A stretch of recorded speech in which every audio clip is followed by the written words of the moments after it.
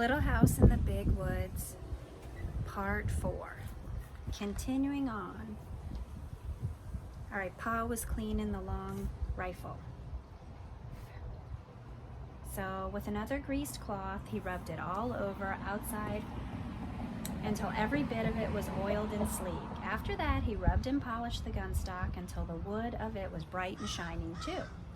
Now he was ready to load the gun again, and Laura and Mary must help him. Standing straight and tall, holding the long gun upright on its butt, while Laura and Mary stood on either side of him, Pa said, "You watch me now and tell me if I make a mistake." So they watched very carefully, but he never made a mistake. Laura handed him the smooth, polished cow horn full of gunpowder. The top of the horn was a little metal cap. Pa filled this cap full of the gunpowder and poured the powder down the barrel of the gun. Then he shook the gun a little and tapped the barrel to be sure that all the powder was together in the bottom. Look, there he is. There's the little horn. "Where's my patch box?" he asked then, and Mary gave him the little tin box full of little pieces of greased cloth. Pa laid one of these bits of greasy cloth over the muzzle of the gun, put one of the shiny new bullets on it, and with the ramrod, he pushed the bullet and the cloth down the gun barrel. Look, there's everything he was using. Then he pounded them tightly against the powder. When he hit them with the ramrod bounced up in the gun barrel, and Pa caught it and thrust it down again. He did this for a long time. Next, he put the ramrod back in its place against the gun barrel. Then, taking a box of caps from his pocket, he raised the hammer of the gun and slipped one of the little bright caps over the hollow pin that was under the hammer. He let the hammer down slowly and carefully. If it came down quickly, bang, the gun would go off. Now the gun was loaded, and Pa laid it on its hooks over the door. When Pa was at home, the gun always lay across those two wooden hooks above the door. Pa had whittled the hooks out of a green stick with his knife and had driven their straight ends deep into holes in the log. The hooked ends curved upward and held the gun securely. The gun was always loaded and always above the door so that Pa could get it quickly and easily anytime he needed a gun. When Pa went into the big woods, he always made sure that the bullet pouch was full of bullets and that the tin patch box and the box of caps were with it in his pockets. The powder horn and a small, sharp hatchet hung at his belt, and he carried the gun ready, loaded on his shoulder. He always reloaded the gun as soon as he had fired it, for he said he did not want to meet trouble with an empty gun. Whenever he shot at a wild animal, he had to stop and load the gun, measure the powder, put it in and shake it down, put in the patch and the bullet and pound them down, and then put a fresh cap under the hammer before he could shoot again. When he shot at a bear or a panther, he must kill it with the first shot. A wounded bear or panther could kill a man before he had time to load his gun again. But Laura and Mary were never afraid when Pa went alone into the big woods. They knew he could always kill bears and panthers with the first shot. After the bullets were made and the gun was loaded, came storytelling time. "Tell us about the voice in the woods," Laura would beg him. Pa crinkled up his eyes at her. "Oh no," he said. "You don't want to hear about the time I was a naughty little boy." "Oh yes, we do, Laura and Mary said. So Pa began. So this is the story of Pa and the voice in the woods. "When I was a little boy, not much bigger than Mary, I had to go every afternoon to find the cows in the woods and drive them home. My father told me never to play by the way, but to hurry and bring the cows home before dark, because there were bears and wolves and panthers in the woods. One day I started earlier than usual, so I thought I did not need to hurry. There were so many things to see in the woods that I forgot the dark was coming. There were red squirrels in the trees, chipmunks scurrying through the leaves, and little rabbits playing games together in the open places. Little rabbits, always have games together before they go to bed. I began to play I was a mighty hunter, stalking the wild animals and the Indians. I played I was fighting the Indians until the woods seemed full of wild men, and then all at once I heard the birds twittering good night. It was dusky in the path and dark in the woods. I knew that I must get the cows home quickly, or it would be black night before they were safe in the barn, and I couldn't find the cows. I listened, but I could not hear their bells. I called, but the cows didn't come. I was afraid of the dark and the wild beasts, but I dared not go home to my father without the cows.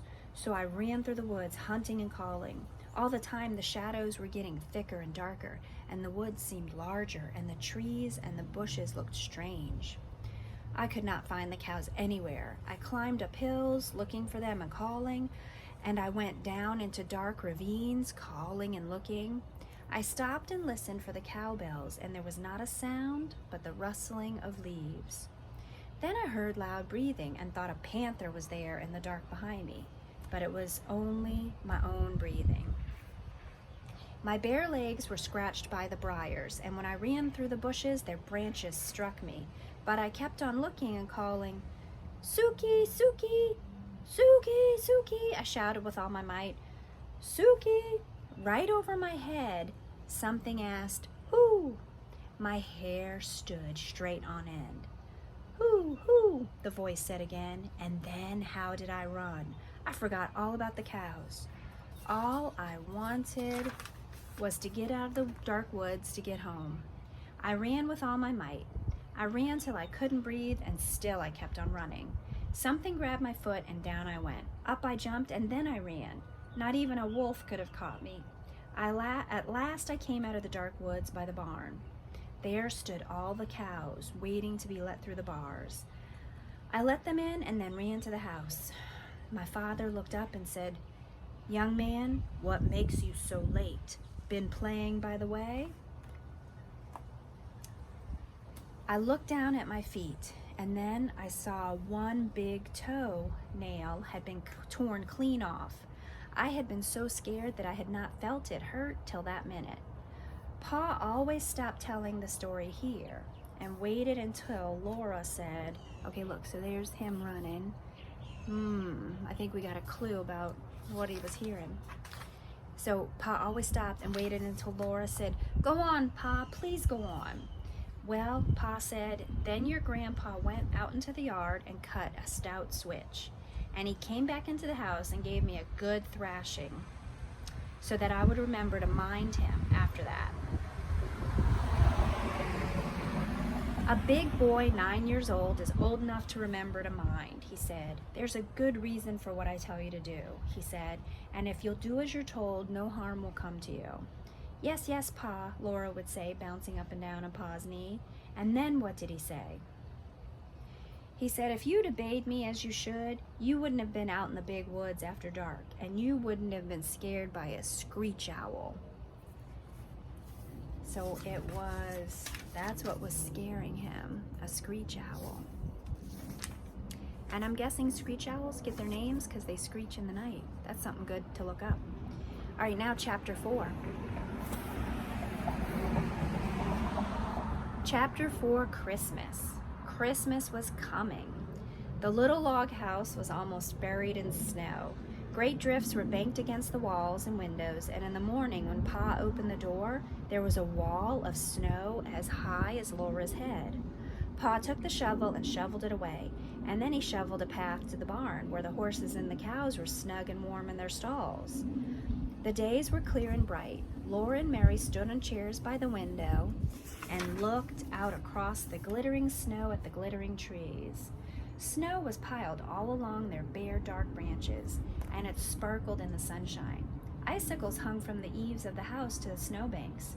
Great icicles as large at the top as Laura's arm. They were like glass and full of sharp lights.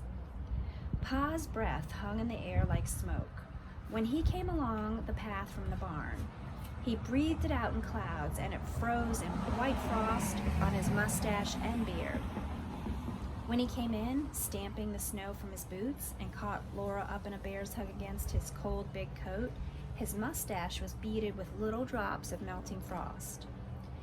Every night he was busy, working on a large piece of board in 2 small pieces. He whittled them with his knife, he rubbed them with sandpaper and with the palm of his hand, until when Laura touched them, they felt soft and smooth as silk.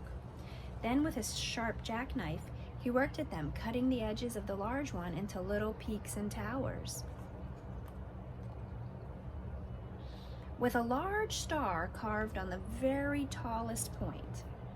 He cut little holes through the wood. He cut the holes in shapes of windows and little stars and crescent moons and circles. All around them he carved tiny leaves and flowers and birds. One of the little boards he shaped in a lovely curve, and around its edges he carved leaves and flowers and stars, and through it he cut crescent moons and curlicues. Around the edges of the smallest board he carved a tiny flowering vine. He made the tiniest shavings, cutting very slowly and carefully, making whatever he thought would be pretty. At last he had the pieces finished, and one night he fitted them together. When this was done, the large piece was a beautifully carved back for a smooth little shelf across its middle. The large star was at the very top of it. The curved pieces supported the shelf underneath, and it was carved beautifully too. And the little vine ran around the edge of the shelf.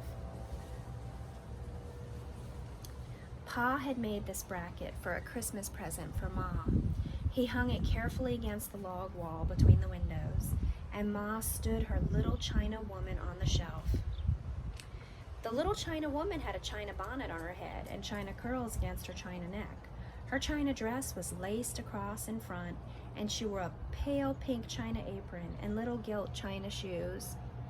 She was beautiful standing on the shelf, the flowers and leaves and birds and moons carved all around her, and the large star at the very top. Ma was busy all day long, cooking good things for Christmas. She baked salt rising bread and rye bread and Swedish crackers and a huge pan of baked beans with salt pork and molasses. She baked vinegar pies and dried apple pies and filled a big jar with cookies, and she let Laura and Mary lick the cake spoon. One morning she boiled molasses and sugar together until they made a thick syrup, and Pa brought in 2 pans of clean white snow from outdoors. Laura and Mary each had a pan, and Pa and Ma showed them how to pour the dark syrup in little streams onto the snow. They made circles and curlicues and squiggly things, and these hardened at once and were candy. See, look. So the pan is full of snow, and they're pouring the hot liquid sugar candy into it, and it solidifies. Laura and Mary might eat 1 piece each, but the rest was saved for Christmas Day.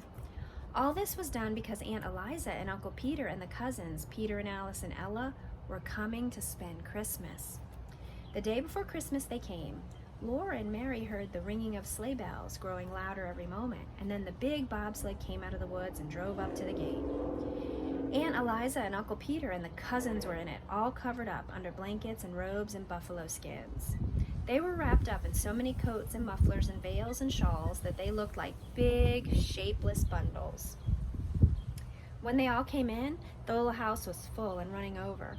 Black Susan ran out and hid in the barn, but Jack leaped in circles through the snow, barking as though he would never stop. Now there were cousins to play with. As soon as Aunt Eliza had unwrapped them, Peter and Alice and Ella and Laura and Mary began to run and shout. At last, Aunt Eliza told them to be quiet. Then Alice said, "I'll tell you what let's do. Let's make pictures." Alice said they must go outdoors to do it. And Ma thought it was too cold for Laura to play outdoors. But when she saw how disappointed Laura was, she said she might go after all for a little while. She put on Laura's coat and mittens and the warm cape with the hood and wrapped a muffler around her neck and let her go. Laura had never had so much fun. All morning she played outdoors in the snow with Alice and Ella and Peter and Mary making pictures. The way they did it was this. Each one by herself climbed up on a stump, and then all at once, holding their arms out wide, they fell off the stumps into the soft, deep snow. They fell flat on their faces. Then they tried to get up without spoiling the marks they had made when they fell. If they did it well, there in the snow were 5 holes, shaped almost exactly like 4 little girls and a boy, arms and legs and all. They called these their pictures. Okay, so look. You know what they're doing? Just like with the soft snow, when you guys use Play-Doh and you press in your thumb or your hands or any kind of a toy and it makes an impression.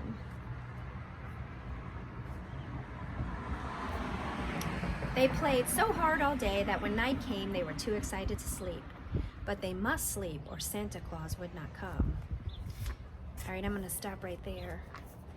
So, Little House in the Big Woods, next part.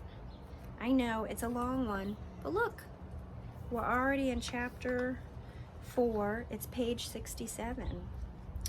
There are a lot of pages in here. There's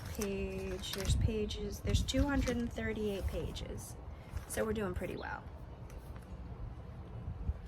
I still like it. Thank you for hanging in there. I'm gonna keep going.